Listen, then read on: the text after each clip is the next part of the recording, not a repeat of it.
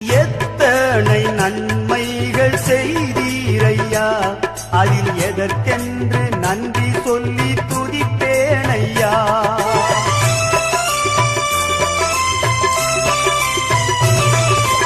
எத்தனை நன்மைகள் செய்தீரையா, அதில்